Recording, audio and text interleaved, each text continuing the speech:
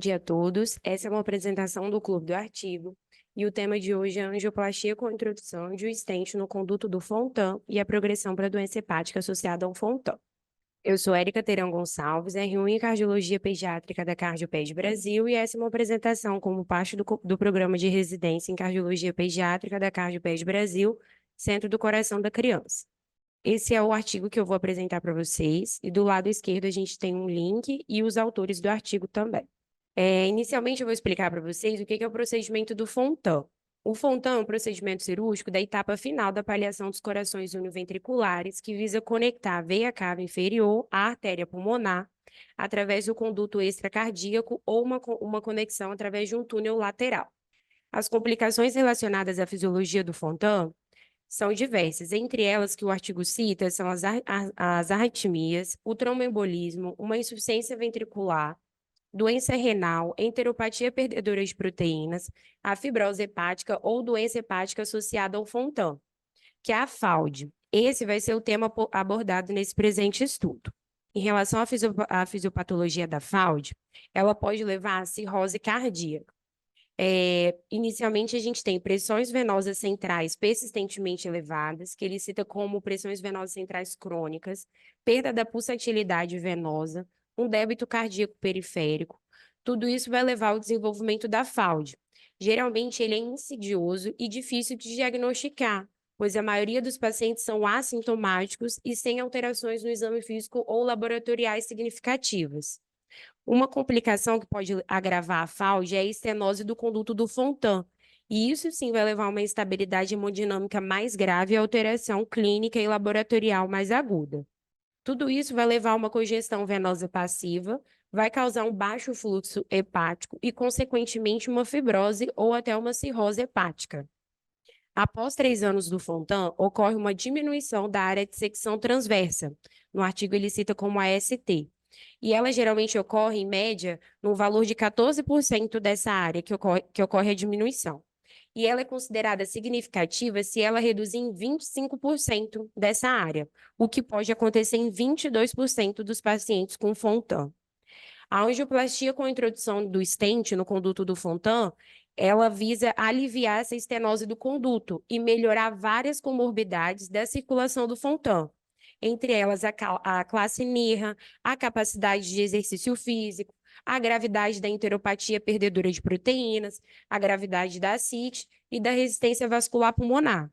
Então, esse artigo, ele acredita que se você desobstruir esse conduto do Fontan, já que você leva à melhoria dessas várias comorbidades, ele acreditou de que talvez você colocando esse conduto, diminuindo essa estenose do conduto, isso melhoraria ou diminuiria a gravidade dessa FALD, que é essa doença hepática associada ao Fontan. O objetivo desse estudo foi avaliar se os marcadores não invasivos de FALD mudam após o tratamento da estenose do conduto de Fontan, por meio de uma angioplastia com a introdução do stent. A hipótese é de que essa angioplastia com stent reduziria a congestão hepática e assim dificultaria ou até melhoraria a progressão para a FALD. Esse é um estudo retrospectivo, unicêntrico, e incluiu todos os pacientes com fisiologia do Fontan submetidos a uma angioplastia com stent no conduto. Ele foi realizado no Medical University of South Carolina e os pacientes foram selecionados no período entre janeiro de 2017 e agosto de 2022. O projeto foi aprovado pelo Conselho de Revisão Regional do MUSC. Os prontuários médicos dos indivíduos foram revisados quanto aos dados demográficos, lesão cardíaca primária, idade de operação do Fontan, o tipo de reparo do Fontan e se foi realizado um conduto extracardíaco, isso se tiver sido aplicado. A revisão dos prontuários foi realizada para obter os marcadores FALD pré-intervenção. E esses marcadores são definidos como biomarcadores hepáticos séricos, o score MELD, que é o Model of End-Stage Liver Disease Excluding RNI, que é o MELD-9, a rigidez na elastografia hepática e as biópsias hepáticas se tiverem sido disponíveis.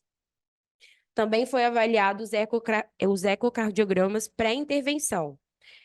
E foram avaliados nele a função ventricular e a regurgitação da válvula atrioventricular. Além disso, também foi feito o registro do cateterismo cardíaco, revisando obter a hemodinâmica basal, a área transversal desse conduto do Fontan, a angiografia antes e depois da implantação do stent, o tipo de stent utilizado e a hemodinâmica após a implantação do stent.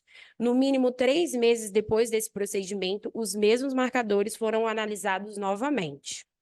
Nesse estudo, a gente pode observar que ele foi feito com um valor N de 33 pacientes. Desses 33 pacientes, 17 eram do sexo masculino, correspondendo a 52% da amostra.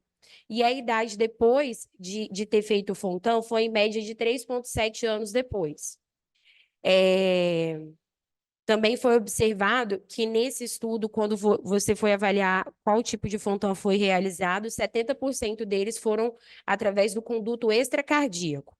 E esse conduto extracardíaco, 44% deles tinham, em média, 18 milímetros de área. As indicações para esse cateterismo cardíaco foram a avaliação hemodinâmica de vigilância, isso foi para a maioria dos indivíduos do estudo, mas também aqueles pacientes que tinham alteração clínica no acompanhamento ambulatorial. E aí, os dados desse cateterismo cardíaco, durante a angioplastia com introdução do stent, eles foram registrados através dessa tabela. E aí, a gente observa os dados pré-intervenção e os dados pós-intervenção. Dentro desses 2 quadradinhos azuis, a gente pode observar a diferença, por exemplo, da medida posterior anterior desse conduto do Fontan, que ele aumentou através da introdução desse stent de 12 para 20 milímetros. E a dimensão dessa área lateral do Fontan aumentou de 14 para 20 milímetros. E essa área de secção transversa do Fontan aumentou de 131,9 para 314 milímetros. Então, a gente pode observar que, em si, o diâmetro, tanto póstero anterior, lateral ou a área total da secção transversa, aumenta. Esse estudo ele foi realizado com 22 pacientes, observou que em 22 pacientes, aproximadamente 67% da corte, realizaram exames laboratoriais pré e pós-angioplastia, para você poder ter uma comparação pareada. E o que mais chamou a atenção foi que esse score MELD, ele inicialmente foi de 10,5, ele aumentou para 11,5.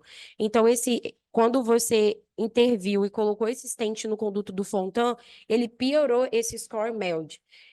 A bilirrubina total pós-angioplastia também aumentou significativamente, de 1,1 para 1,4, e a gente pode observar que o valor P para essa variação, ele teve evidência científica, porque o valor P considerado estatisticamente significativo é menor ou igual a 0,05.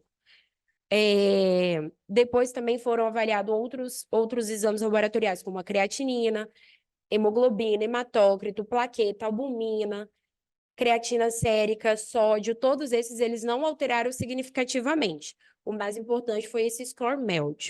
A angioplastia com introdução de stent no conduto do Fontan é segura, porém não apresentou melhoras dos marcadores para FALD, esses marcadores não invasivos. Na verdade, os resultados sugeriram uma piora da função hepática, com uma tendência quase que significativa com o aumento dos scores MELD pós-angioplastia. Provavelmente devido ao aumento significativo da bilirrubina total nas reavaliações laboratoriais. A rigidez hepática não se alterou significativamente durante 1 ano após a angioplastia naqueles pacientes que se aplicou a elastografia hepática. Além disso, entre os indivíduos avaliados via cateterismo cardíaco, a angioplastia com stent não resultou em alteração nenhuma na hemodinâmica desses pacientes em um novo cateterismo nesses pacientes que tinham Fontan. Os resultados positivos dessa desobstrução do conduto do Fontan foram diversos, mas não relacionado a essa evolução para FALD. Os resultados, então, positivos foram a melhora na capacidade do exercício, a melhora na classe do NIRA, a melhora na cianose, na ascite, na hipertensão pulmonar, na enteropatia perdedora de proteínas. Mas essas melhorias, presumivelmente, diminuem o risco para complicação relacionada à circulação do Fontan, reduzem ou atrasam hospitalizações e os custos para o sistema de saúde. E dessa mesma forma intuitiva, era a premissa de que a desobstrução desse conduto poderia contribuir significativamente para a regressão ou não evolução para a FAUD. No entanto, o estudo não evidenciou essa melhora. Um dos fatores de confusão desse estudo foi de que a amostra do estudo ela foi heterogênea em relação à função cardíaca basal. Muitos indivíduos já estavam com insuficiência cardíaca, a função ventricular basal era moderada ou gravemente reduzida, esses pacientes estavam com uma insuficiência da válvula atrioventricular pelo menos moderada, e a pressão de repouso do Fontan era maior ou igual a 18 milímetros de mercúrio. E quase metade desses pacientes estavam apresentando um débito cardíaco reduzido, menor do que 2 ml quilo por metro quadrado. E uma parte, então, resumindo, uma parte do grupo estava bastante doente. Então, não se espera que o alívio da obstrução desse conduto reverta completamente esses outros contribuintes para a saúde do fígado. Então, isso foi considerado um fator de confusão para esse estudo, não podendo avaliar esses outros marcadores não invasivos para a FAUD. A conclusão do estudo é de que provavelmente a gente precise de um estudo de controle pareado com diagnóstico da estenose do conduto de Fontan e um grupo sem essa angioplastia com stent. Então, um estudo de caso e controle. E aí você vai poder responder melhor essa questão, especialmente se a gente excluir os indivíduos com Fontan basal significativo, com alteração clínica e com uma importante disfunção univentricular, para evitar esses fatores de confusão.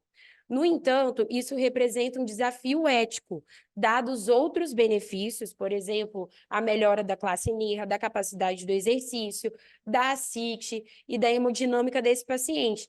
E aí você leva a um desafio ético, por causa que esse tratamento com a introdução do stent no conduto do Fontan vai melhorar esses outros fatores.